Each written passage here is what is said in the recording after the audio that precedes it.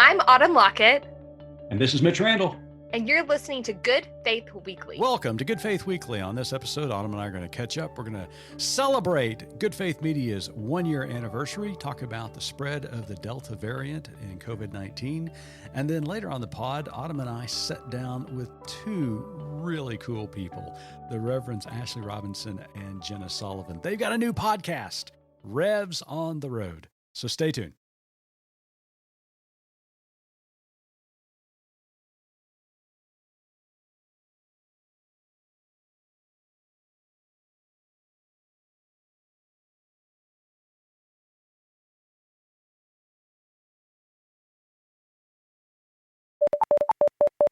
I'm Reverend Starlette Thomas, a womanist in ministry and the host of a new podcast, The Raceless Gospel, from Good Faith Media. We're going to talk about that taboo trinity, race, religion, and politics. Season 1 of The Raceless Gospel has 5 episodes, 5 Sundays, if you will. We're going to take you to church each episode. We're going to talk about the sticks and stones, the skin and bones of Christian discipleship through the structure of a church service. And each episode, we're joined by a special guest who will bring a word. The Raceless Gospel Podcast. 5 episodes, all available March 22nd. I'm your podcast pastor, Reverend Starlette Thomas. Join us as we march into and beyond race, religion, and politics.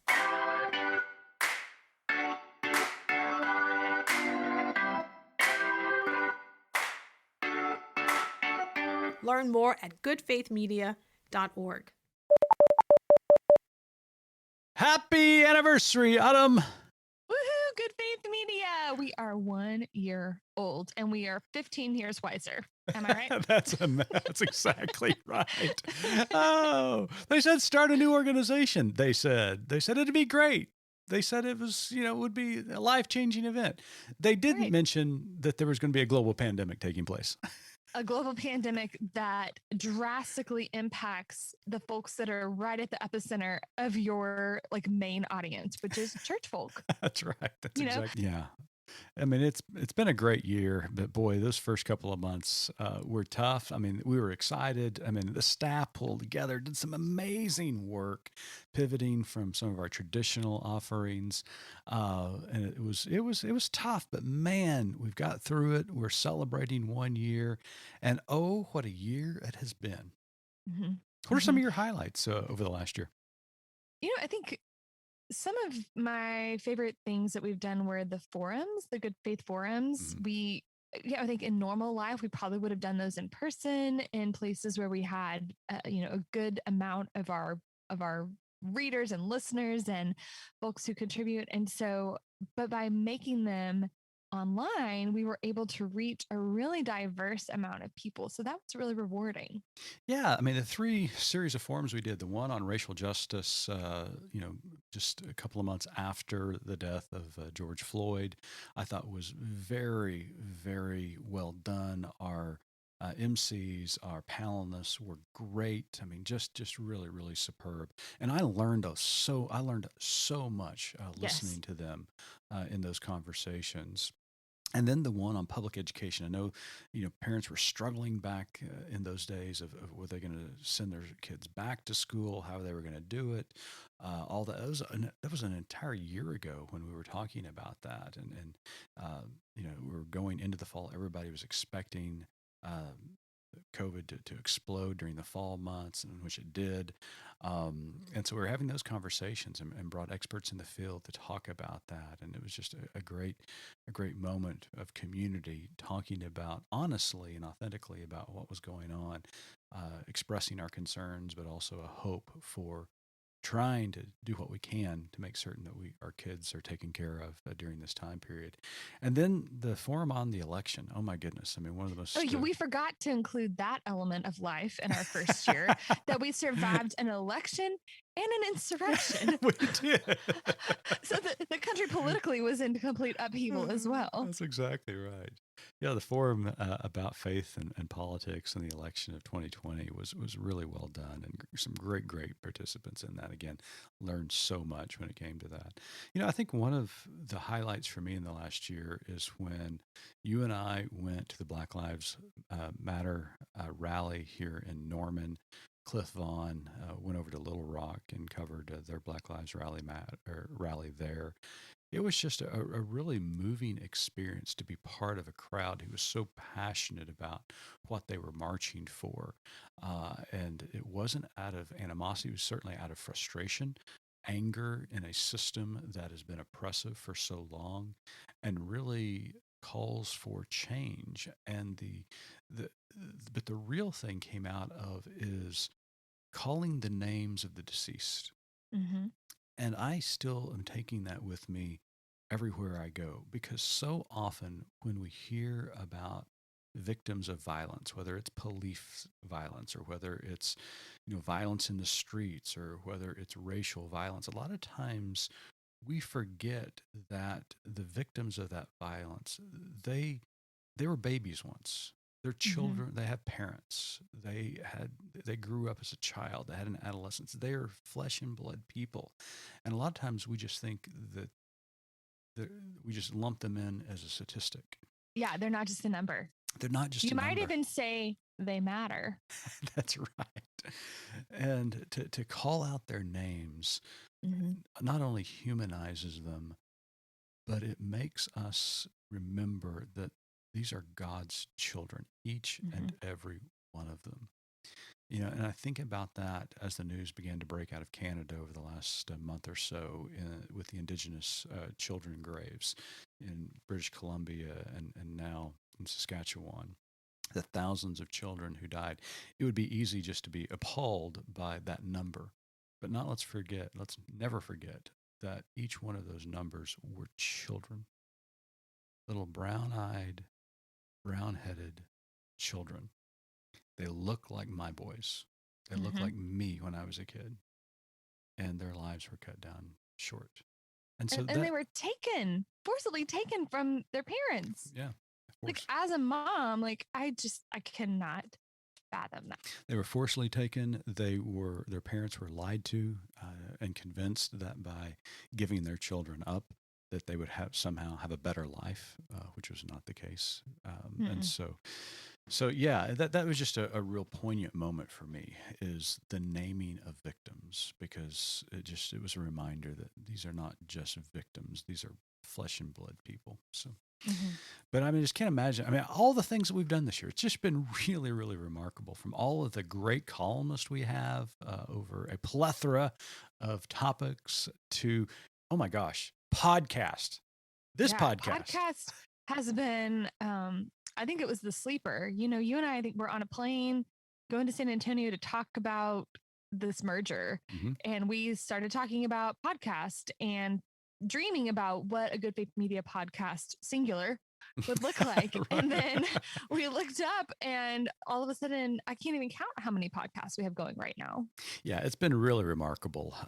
When the pandemic broke, obviously all travel ceased, which meant that we could no longer shoot video in places that we would have traveled to, meetings we would have attended, interviews we would have conducted, and we had all that in the works. But obviously, the pandemic brought that to a halt, and so Cliff Vaughn and our media production team did a great job pivoting from that offering to podcast. We launched Good Faith Weekly over a year ago during the pandemic. That led to Good Faith Reads, Good Faith Stories. We've got The Raceless Gospel with Starlet Thomas now, Discovering Wholeness with Kendall Rothaus and Jillian Drader. We've got a partnership with Lock Carey, Striving and Thriving in Ministry. I mean, goodness, we've got so many. I'm forgetting another We one. told Brother Molly. We Brother told Molly Molly, Marshall's that's right. story. Yeah, the narrative Brother Molly. What a great story. You still need to go back and listen to that if you haven't listened to it. And we've got a new podcast we're going to talk about here in a little bit called Revs on the Road. But yeah, it's been really amazing, to the extent that we're really excited about September, when we launch the Good Faith Media podcast network. And we're really excited about bringing on our partners and developing this network that we can share together and that we can grow together. It's really going to be a really neat thing to see. Yeah, it's very exciting. And I love the focus on, I feel like something that Good Faith Media does well, and it's okay for us to brag on ourselves because it's our Toot, birthday. toot. So, right, we can say what we're doing.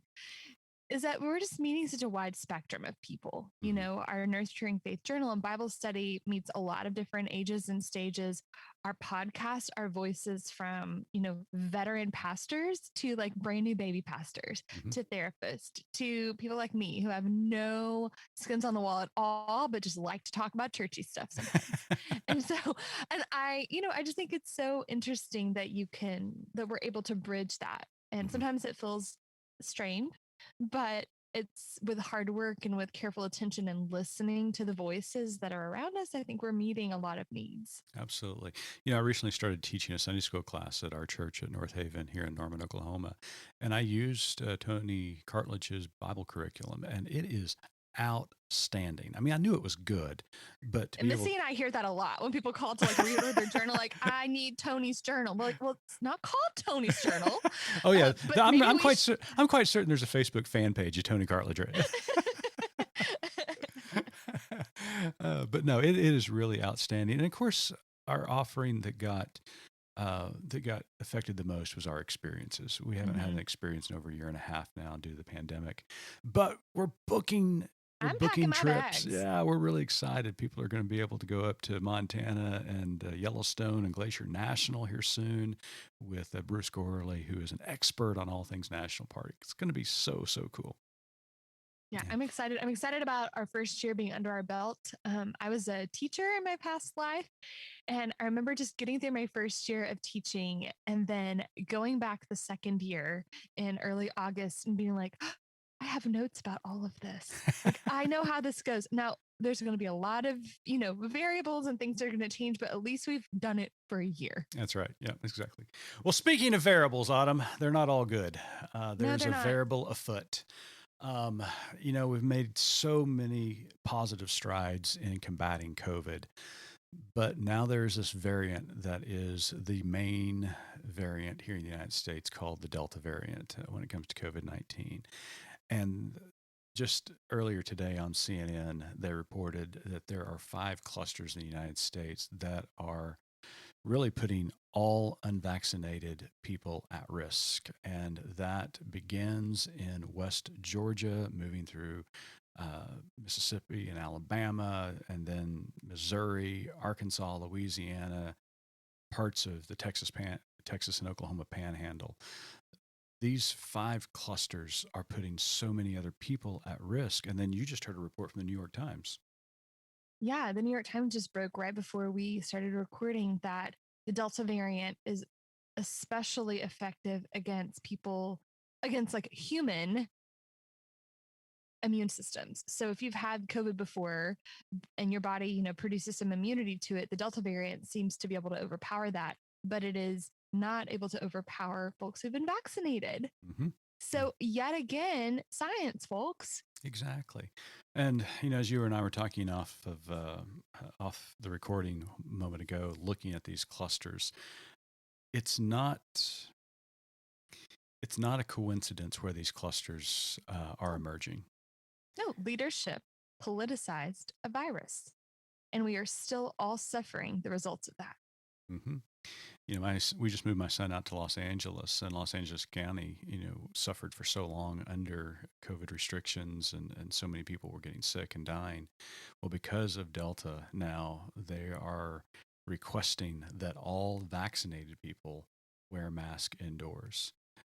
These people who are refusing to get vaccinated for political reasons or for the crazy conspiracy theories out there, it's got to stop. It's got to And they cease. also refuse to mask. They refuse to vaccinate and they refuse to mask. Yeah, because I just want to remind you that even those of us who believe in the vaccine, who have been vaccinated, a lot of our children are not vaccinated. And if this Delta variant can emerge, trust me, another variant could emerge that attacks children. Yeah. Oh, and I feel like it's only a matter of time. Oh, it is a matter of time because the way a virus works, it has to have a host. And this is why it mutates, is because it's got to find a host. and it worked. It fine. I mean, this is nature. This is simple nature's science. It will mutate to try to find a host, and if it can find a host and then multiply, that's what it's going to do. Mm-hmm. And so all these people who refuse to get vaccinated as adults and are allowing this Delta variant to continue to reproduce at some time, even if they get a vaccine at this time, that thing is going to mutate again and try to find a host. And sadly, if it runs out of adult bodies, it's going to find children. Right. It's already killed off the most vulnerable, before we had a vaccine. And so, yeah, it's really frustrating as someone who has 3 kiddos who can't be vaccinated yet. They're still masking up when we go anywhere indoors. I'm masking up when I'm with them, just in solidarity, because it's 95 degrees and I feel like a villain if I ask them to mask and I don't. But we are typically the only group wherever we are who is masked. Yeah. People are just sort of free for all, and I just don't understand it. It's selfish, it's silly, and I know we've talked about this before, but I think apart from it being politicized, there's a generation who is living right now, I'm among it, you're among it, who don't remember polio, who don't remember smallpox, who don't remember these diseases that just rampaged through the U.S. And those folks were so thankful to have their vaccines and to get that. And I'm sure there were folks who didn't want to get the vaccine back then too, but we've got to remember where we've come from. Yeah, but it wasn't as politicized as it is today. And, the last administration and those who support the last administration have really done a disservice to this country and to humanity because of their desire to politicize this, and it's still going on today. And there's literal blood on their hands. I agree, 100%. Yeah. Well, let's talk about some better news, and Perfect. that is Good Faith Media has a new podcast, Revs on the Road. Beep, beep, beep, beep, yeah. That's right. Reverends Ashley Robinson and Jenna Sullivan are the co-host of Revs on the Road, and it's just a delightful podcast. Tell them a little bit about the idea. So Jenna and Ashley are Wilshire residents. So they're in Dallas, Texas. Preaching residency in Dallas, Texas. And they come from 2 completely, they're similar, but they're different walks. And their journeys to ministry were very different. And as they sort of met each other and talked to one another, they discovered that they had, in fact, Mitch, hold on to your church hat. Got it. They had experienced God in church and this community of faith outside the church walls. You mean outside stained glass windows and walls? Yes. That's crazy. Jesus exists outside of a pew. I know it's hard. Let's all think about it. I'm going to pray about it. And as they, got to know one another and to share these stories, they thought, hey, we need to get this message out. There is more to tell. It is. And it's a delight. They interview guests on a weekly basis, but their banter back and forth. I mean, it's like that they have been long lost friends forever. They're just funny. And it's like you're their long lost friend. Like anytime I see Jenna and Ashley on our calendar, I am so excited. And I go ahead and clear my calendar for 30 minutes after that meeting because I know we're just going to sit around and chit chat. They are so fun. They are delightful. And I know that you're going to enjoy their new podcast. There are 2 episodes out right now. Make certain that you subscribe to Revs on the Road, wherever you listen to podcasts. And Autumn and I had the privilege of sitting down with them this week to talk about this new podcast, Revs on the Road. And you're just going to love it as we did. So stay tuned.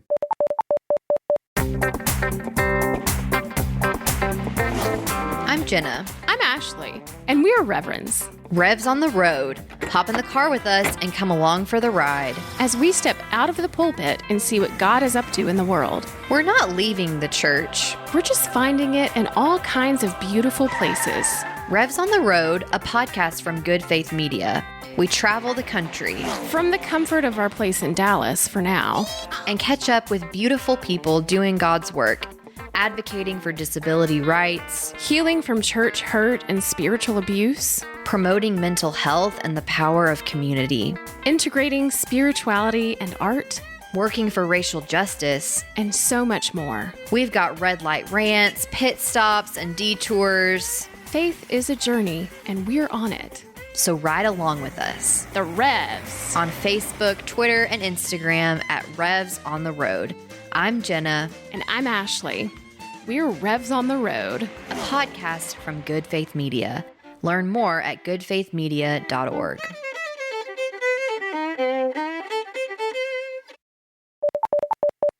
Welcome back to Good Faith Weekly, and on this episode, we've got two extremely special guests with us today, Reverend Ashley Robinson and Reverend Jenna Sullivan.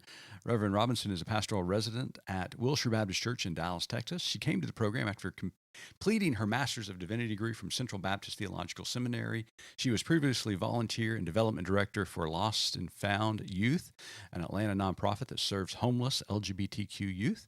Ashley worked as executive assistant for Baptist Women in Ministry and as minister of music and administration at Decatur United Church of Christ in Decatur, Georgia.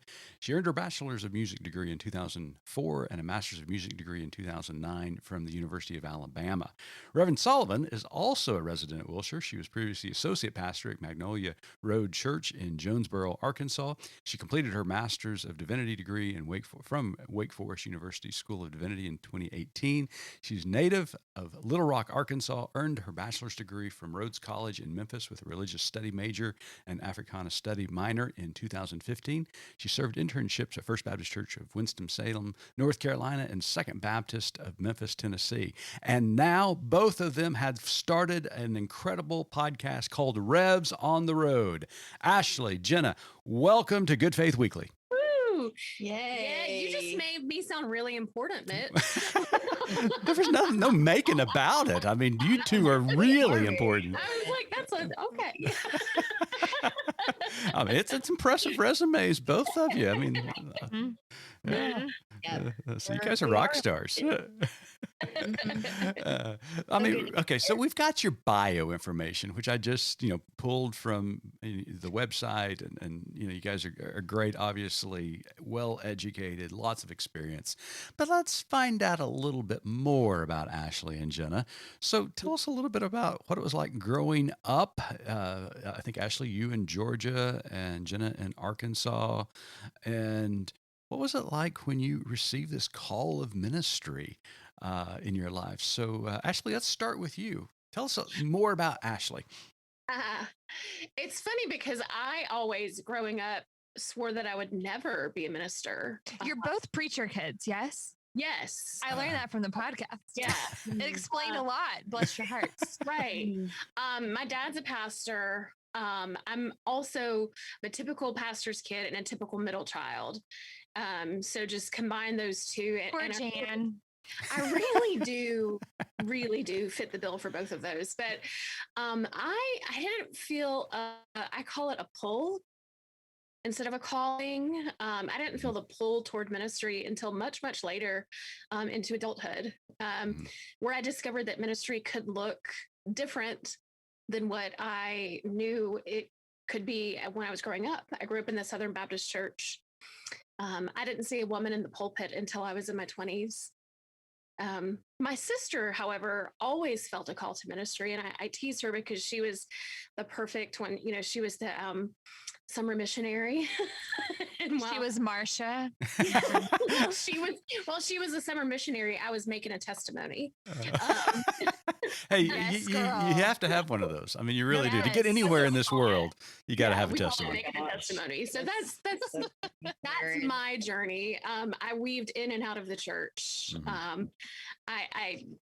I am prone to wonder. I love that. That is how my pulling to ministry happens. And I love that pulling. I mean, some people call it call, other people call it pull. I call it trapped in ministry, but Hornswoggled. yeah, hornswoggled. Funny too, because I can only imagine your stubbornness, resistance to that pull, though. Because you don't get pulled into anything easily. No, I don't. I'm very stubborn. So that's a big deal for you to respond to that. Like, I really want to be, I did. wish I was a fly on the wall to know like what that looked like between you and God. And God v. Ashley. right. That is not like, that actually makes me believe in God more than career, because I know how stubborn you are. That I finally stopped digging my heels in. Yeah. I am, and I think this tells you a lot about me. I think for me, I had to have the pull and the want to not get things wrong. So here's kind of where the turning point was. I was writing a lot. I started as a blogger back when people still blogged, and I was getting some traction. And when I was writing, I kept writing what I would call God-ish stuff. And I had this pull, like every time I would sit down to write, it would be theologically leaning. And I kept thinking, God, I don't want to mess this up. Because I had encountered so many people that had doled out really harmful theology to me and to other people. And so there is this, that might make sense too, because there is also this pull for me to not get it wrong, to get everything right, which is also not the most healthy thing. I learned that in seminary too, that you can't always get everything right. So that Amen to that. But it was a turning point for me, because I thought, if I'm going to keep writing about God-ish stuff and it keeps showing up in my writing and it keeps showing up in my journey, I want to learn more and I want to know what I'm talking about. I don't want to hurt people with this. Like I was hurt with this. So that's kind of what kept me from digging my heels in even more.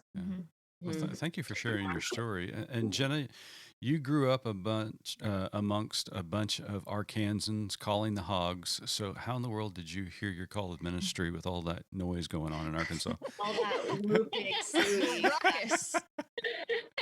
Gosh, they probably wish I knew more about football. It's so sad. It took me so long to understand what a first down was. Roll Tide. No, woo pig. So you at least know that. That's good. Right. No woo pig. Yeah, for sure. I think I was like, I've always felt the pull. I mean, I've just been from childhood really deep and thoughtful and angsty and just like all the things, like just, just a really sensitive kid, really a good girl. Like I talked about that in the podcast, but I think that was kind of my entryway into ministry, is because caretaking and being good just was sort of a survival skill for me as a kid. And so it fit really well into the skills you need for ministry, or to like feel that sense of like caring for others. And then I think, I talked about this in our intro, but the church just was like my favorite place in the world. Like I had the most amazing home church experience. I still feel so grateful for that. And I think it's such a perfect part of my story because, as a queer person, like what amazing, like God was just really amazing in like preserving me in the institution, right? Because I think if I would have had a harmful experience, I wouldn't have stayed I would never have gone to ministry, because so many LGBTQ people have been so wounded. And so I really feel like it's like God's master plan. And I don't really think of theology that way often, but for me, I kind of do, because I think I was preserved in the institution and had this love for the institution so early, because I had this amazing experience at Second Rock, of feeling really seen and loved and valued. And it was like, oh my gosh, this is what I want to do. I want to be part of the church. Like I want to, be a leader here. So Well, I, for one, am so glad that both of you gave into that pull, because the church and the world is a better place because both of you are serving in it. So I'm just Yes. thankful for that story, those stories, and that you relented and finally said, all right, I give up, God. I'm going to do this. So, as women in ministry, how do you assess the current climate for women seeking to serve in Baptist churches and leadership positions? Ooh, that's a loaded question, Autumn. He's going in on it. Yeah. Loaded. This is why we love Good Faith Media, Autumn's though. locked and loaded today. Woof. Mm-hmm. Mm. And that says a lot right there. I think we might have a different opinion on this. Yeah, but go ahead.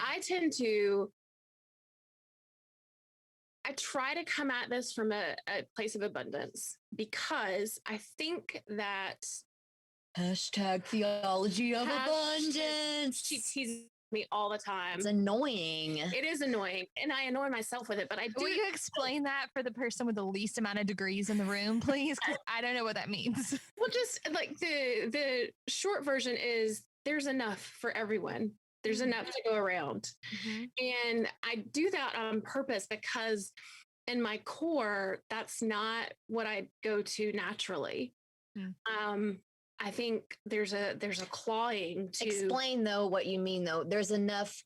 So obviously for women, for positions of women leadership in Baptist life, the traditional narrative is there's not enough, right? Like there aren't many out there. There aren't many churches that are really interested in having a woman. And so I think what I tease her about though is because she's just always saying like, no, there is enough. Like there will be enough positions for everyone. And the more realist person in me is like, okay, but no, I can count on my hand the women who have influence. And so anyways, go ahead. Yeah, I mean, I see, and I tell myself that the abundant story, because I also see the realistic point and the realistic side, and I see that it feels limiting, and I see that there are a few positions among us, but I also see that as women, we are told that we're competitive in a way that is cutthroat, and it doesn't have to be that way. Even though there are limited positions, it doesn't have to be a story of us clawing each other down and knocking each other down. I think it can be a story of, it's really hard to celebrate when somebody gets a position I wanted, but I know that we can celebrate each other, even if it's really difficult. And the truth is, like, at some point we'll probably be applying for the same job. I thought about that as we go into the next year, and that's really going to be suck. It's going to be a test of our friendship, I think, though. I mean, I think we'll win the test. We'll win. Well, yeah, but because I do know that, like, and I think that's what's so revolutionary about our friendship and collaboration. Do you ever see two men? I mean, no, this is getting sassy. I don't mean to get this sassy, but like, okay, it is rare. Like I feel like it kind of goes against the system for two women to support each other and collaborate and not see a power struggle or like we are a true partnership. Like there isn't like a boss and a follower. Like, I mean, unless it's a bad day and you're feeling bossy, but, like we truly support each other. And I think that that's so important to model, because in our Baptist bubbles and in our church bubbles, it's, you just don't see collaboration modeled among men and women. That's the interesting part. So Mitch and I asked a very similar question to Starlette and Elisa. Was it 2 weeks ago, Mitch? Yeah, or last 2 weeks week? ago. And they had a very similar, like, waited a minute, and then they both had similar things to say, and not just about men keeping the door closed to them, but about sort of the inability or unwillingness of women to hold that door and that door open. That it is that power struggle. And it's this feeling of like, there's such a limited space that if I don't claw down the door and shut it right behind me, that's the only space I'm going to get, and nobody else can have it. And the reality is that I know this is going to be a difficult road. I see that. I know that in the coming year, as we both apply for jobs, and you can't be in Baptist circles, honestly, and not be applying for the same jobs as many of your peers. That's the reality. But I think it's how you approach it. And the difference is when we do apply for similar jobs, we will both have a genuine excitement for the other, because we know that God is part of this and that the right fit, it's your journey. It's not, and that's where bring God back into it. Okay. Sure. And it will be complicated. It will be hard and it will be painful and there will be feelings but it doesn't have to be this narrative that we are given that there's not enough and that it's cutthroat. It doesn't have to be cutthroat. Like, it does not have to be that way. Listening because to you, God is really the one, distributing this. God is generous and God is abundant. And so with our callings and our jobs, I love that, keeping that perspective. and listening to both of you talk, what comes to mind is that a lot of times when we talk about women in ministry, or we talk about the emerging generation, because I've had several conversations with both male and female clergy recently who, are south of 40-ish and who are really struggling with, what's next in their career because the doors are not opening for them in a traditional setting. And one of the things that I've been inspired by over the last 5 or 6 years is to see this emerging generation of leadership when the doors of the traditional church are closed, that this generation is not sulking, but finding new doors, not only to open, but really building new doors to walk through. And so they're creative, they're entrepreneurial, they're finding things outside the stained glass windows of a traditional church. And you're going to love this as a segue. That's exactly what you're doing with Revs on the Road. Because you are redefining what the church truly is. And we've all said this and known this for, centuries upon centuries, but you're identifying it and you're telling these stories about how the Holy Spirit, how God is moving outside those traditional walls. And it's not a criticism of the church. And it's not, as you say in the first episode, it's not an abandonment of the traditional church, but it's the acknowledgement that, hey, God's not limited to these four walls and to do work under the steeple. God's everywhere. So let's talk about Revs on the Road. Tell us a little bit about how you came up with this idea. You want to know that? Please tell me it begins one night in a bar. One rainy night in Dallas in a bar. God v. Ashley, or also Jenna v. Ashley, because both are a struggle. So we've always had great conversations, and I'm so glad I'm getting to tell this story. Tell it. I have my own version. Okay. Everyone has a story.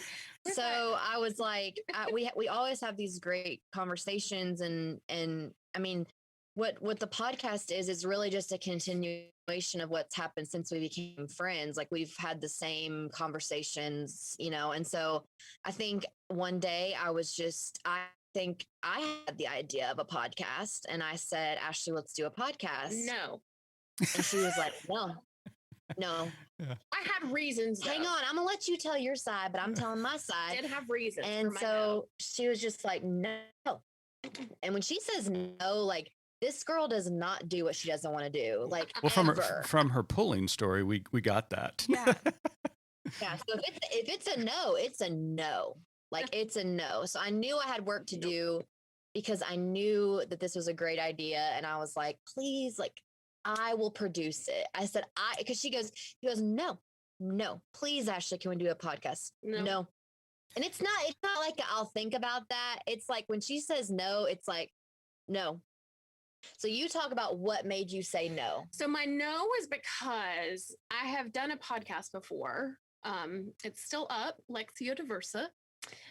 It was part of my master's project as part of Central Baptist Seminary. So our final project was a creative project. And so I did this podcast where I interviewed different people and related it to the lectionary. And it was a fun project. And it was so, oh my gosh, it took so much time and all the details and all the things and I love to listen to podcasts. And all I heard was time. When she said podcast, all I heard was time. So I said, no, because we were in the middle. We're in the middle of this new residency. And I was like, no, I don't know where no. Right. Sure. Yeah. I mean, it's not like you didn't have anything going on, right? Right. Well, I mean, I had done one before. And Sure. so I knew the ins and outs and the details. So that's where my no came from.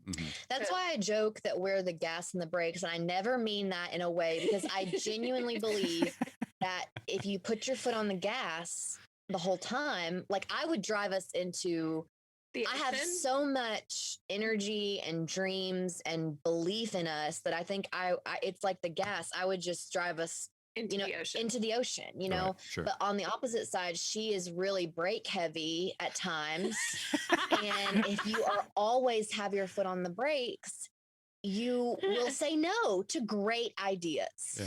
Well, that makes you guys a great team. And after listening to the first episode, I mean, it's just really, really well done. And you guys have done a good job you got a great chemistry, and I'm looking forward to this upcoming season. So the idea of Revs on the Road, as we've already indicated, is to take the audience outside the traditional walls of the church. Let's go back to kind of that discussion we were having earlier.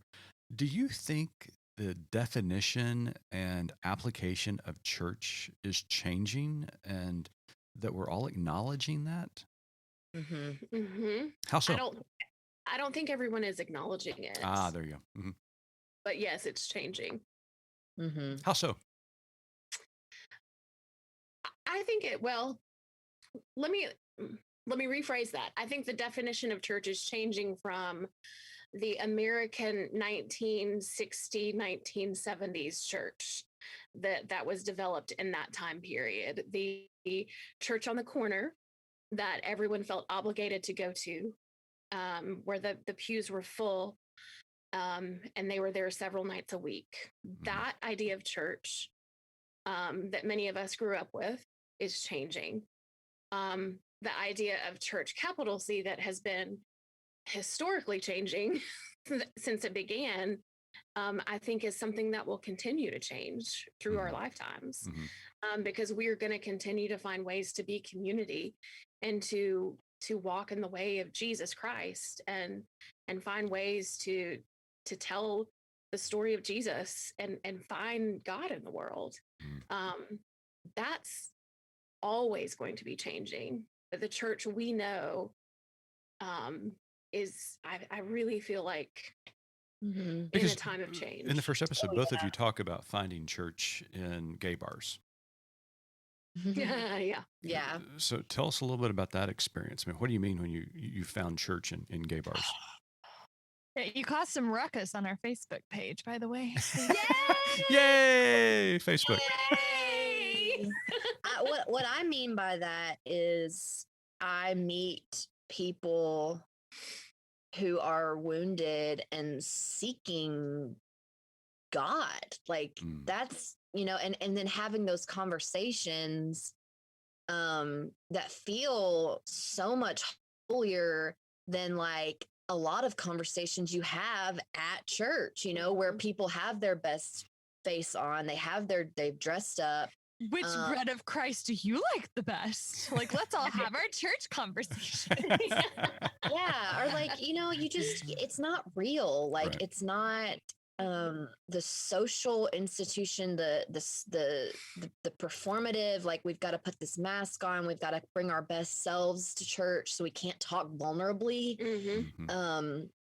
that's what I find so holy about, the gay bar scene is you have people who have been so wounded and are seeking community and, need guidance. Like, I mean, that's where Jesus was not in an institution, not bound by four walls. And yes, we've had to form the church and the institution, but we've gotten so limited by the brick building. Like, we've just gotten limited. Yeah. And you really hear that come out in our Gloria Cisse episode. I think that's episode 3. And that's a really important one because the brick building has a lot of limitations to being the only way we view church. Right. Yeah.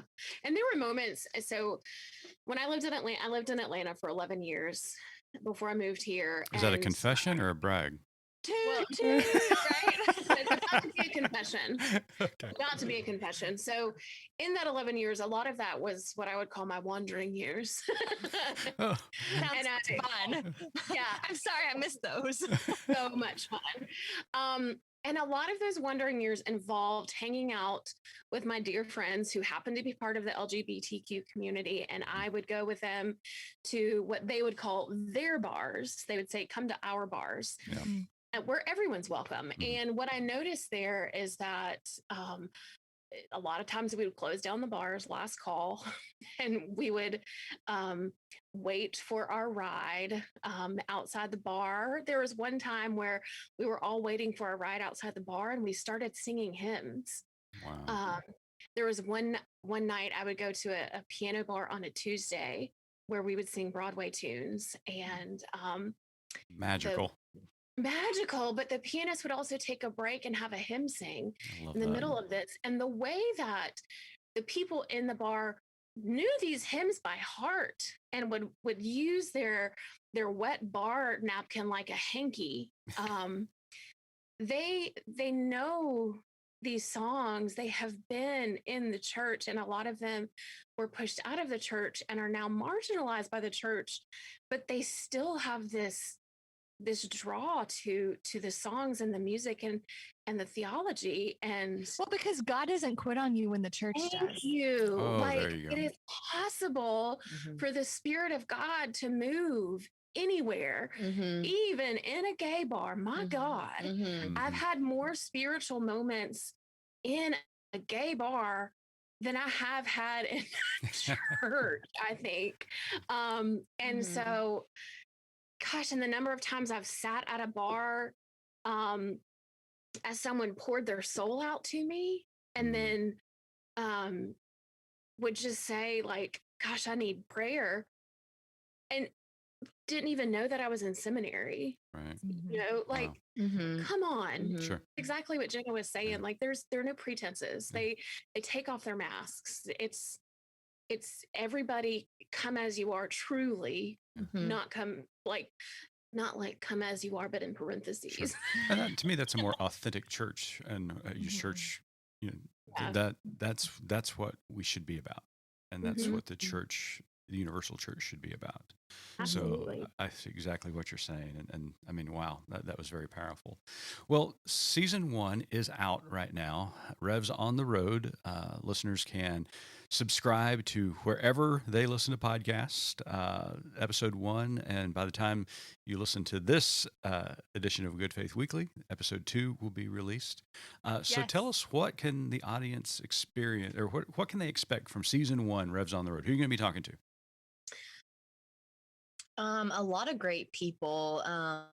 We have some really exciting moments, just different community leaders and amazing, faithful people that I think it ties right into this conversation, because we're going outside of the 4 walls, the quality of leadership and depth improves because we're out there, and we don't want to offend.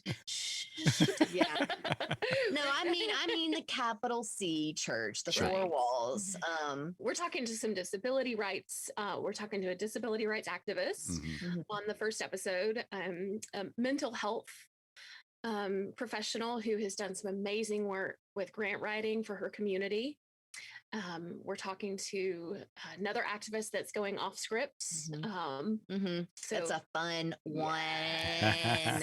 We just booked somebody that cannot wait to talk to her about what happens when you go off script. I love that. Go viral. So yes. Well, it sounds like a great first season. We're really excited about the launch of Revs on the Road. And Reverend Ashley Robinson, Reverend Jenna Sullivan, thank you so much for being with us at Good Faith Weekly. But before we let you go, Autumn has one last question for you. Our tagline at Good Faith Media is "There's more to tell." So in light of everything we've talked about today and your work, what is your more to tell? Jenna, why don't you go first? Okay. There's more to tell about what's possible with church. There's more to tell about what God is up to. And it's an exciting shift in the church. I'm excited. I feel like there's a lot of potential in where God is leading us. And that's my more to tell. Love it. I think I would like to say there's more to tell in that we don't always have to be the center of the story. And I think that is part of my why in wanting to do this. While it's wonderful and beautiful to tell your story, and I will advocate for that all day, yes, tell your story, you also should know you don't always have to be the center of the story. It's important to step outside your own story and to learn the story of others. Yep. Beautiful. Well, here's my more to tell. Go right now, turn off this podcast and subscribe to Revs on the Road, and follow them on Facebook and Twitter. They're on social media. Jenna, Ashley, you guys are great. We're looking forward to a wonderful first season of Revs on the Road. Thank you for being with us on Good Faith Weekly. I'm going to stow away in your back seat. I've just Love it. Can I take a picture of our screen? Yeah, sure. I'll smile. Yes. All right, here you go. Right. Well, Jenna, Ashley, thanks so much for being on Good Faith Weekly. Listeners, thank you so much for tuning in to Good Faith Weekly until Autumn and I come back next week with another incredible set of guests. What did I do?